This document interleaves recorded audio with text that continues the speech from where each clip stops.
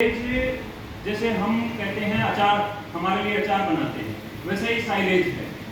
जिस मौसम में एक्सेस मात्रा में, एक्सेस मतलब बहुत ज़्यादा मात्रा में हमारे पास हरा चारा उपलब्ध होता है और उस हरे चारे को साइलेज में कन्वर्ट करके साइलो बैग के रूप में, साइलो पिट के रूप में, अलग अलग मेथड से हम उसको साइलेज के रूप में तैयार कर लेते हैं। लेकिन मैं ये कहूँगा कि जहाँ पे इसकी उपलब्धता नहीं हो, पानी की उपलब्धता नहीं हो, फ्रेश हरा चारा नहीं मिलता हो, वही साइलेज बनाना है। अन्यथा साइलेज बनाने में भी दिक्कत है और अगर उसमें फर्मेंटेशन और वो नहीं होता है तो भी उसमें दिक्कत आती है और लेबर कॉस्ट अगर हम जोड़ें तो वो बहुत महंगा पड़ता है। लेकिन वो तो ये है कि हमारे पास कुछ भी नहीं है तो उस स्थिति में उसका उपयोग हमें करने की आवश्यकता है। अन्यथा अगर फ्रेश हरे चारे मिलते हैं तो बहुत से हरे चारे तो फीड यानी कि पौधे लगा सकते हैं, जैसे नेपियर है जिसको हाथी घास के नाम से भी जानते हैं, वो लगा सकते हैं।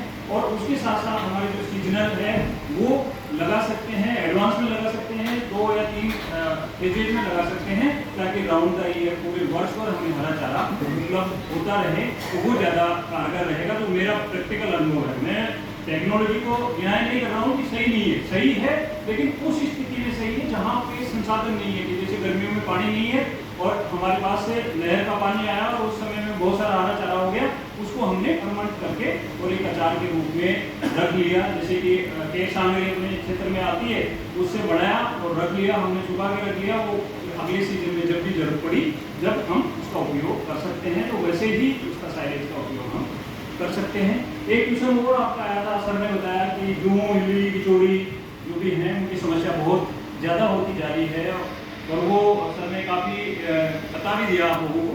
मैं मेरा अनुभव आप लोगों के साथ शेयर करना चाहूँगा कि जहाँ पशु रख रहे हैं वहाँ पे 1-2 मुर्गी आप रख लीजिए, पक्षी रख लीजिए। मैं ये नहीं कहता आप खाने के लिए या पालने के लिए रखिए या अंडे के लिए रखिए, आप तो 2 मुर्गी रखिए, वो ऑटोमेटिकली पूरे क्षेत्र में बिल दिखा जाएगी। दूसरा जो केमिकली उपयोग करते हैं, साइक्लोमेथ्रिन है, टेट्रासाइक्लोमेथ्रिन है, ये जो साल्ट आते हैं उनका स्प्रे हम जानवर पे करते हैं तो पूरे ग्वाड़े में करना है। लेकिन ध्यान ये रखें कि वो तो जहर सीधा इंसेक्टिसाइड है, वो पशु के चारे में, दाने में, खाने में, मुंह में, किसी भी हालत में जाना नहीं चाहिए। और दूसरा स्प्रे रिपीट हमें 7 दिन पे करना ही करना है, क्योंकि जो अंडे में है या दरार में कहीं भी छिपा हुआ है वो फिर से मल्टीप्लाई हो जाता है।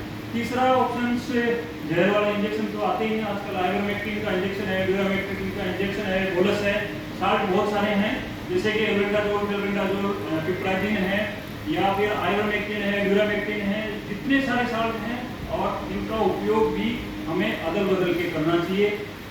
एक साल्ट का उपयोग किया, जैसे मैं कहूँ आपको, गाँव वाले कहते हैं कि साहब बिचौड़े का इंजेक्शन लगा, डॉक्टर साहब बता देंगे, कहते हैं कि साहब उसको कीड़े हो गए हैं तो उसका इंजेक्शन लगा। वो आइवरमेक्टिन भी हो सकता है, ड्यूरामेक्टिन भी हो सकता है।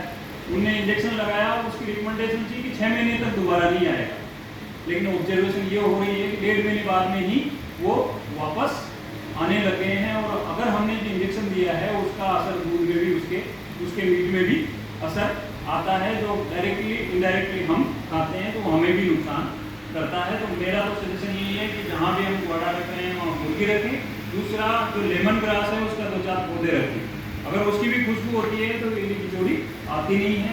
और ग्वाड़े में स्प्रे करें, कोई दिक्कत नहीं है, क्योंकि वो जहाँ भी ग्वाड़े में है या पशु पे भी स्प्रे करते हैं तो वो उसको 10 मिनट बाद, 15 मिनट बाद हम नहला देते हैं, तो उससे कोई नुकसान नहीं होता। लेकिन इंजेक्ट करने वाला है वो साइड इफेक्ट आपके पशु के दूध के द्वारा या मीट के द्वारा ह्यूमन्स में भी जाएगा और पशु भी खराब होता है। जैसे कहते हैं कि ऑर्गेनिक मीट तो वो ऑर्गेनिक मीट रहेगा नहीं, क्योंकि उसका रेजिड्यू तो उसमें आना ही आना है। तो आप लोग, मेरा यही सजेशन है, मुर्गी पालें। और लेमन ग्रास जो मेडिसिनल पौधा है उसकी चाय भी बनाई जा सकती है और अपने कहीं भी पौधा लगा लीजिए और मल्टीप्लाई होता रहता है। जितने आए उनको सबको बांट लीजिए, तो उसकी खुशबू या उसके तेल से भी ये कीड़े बिचौली नहीं आते हैं।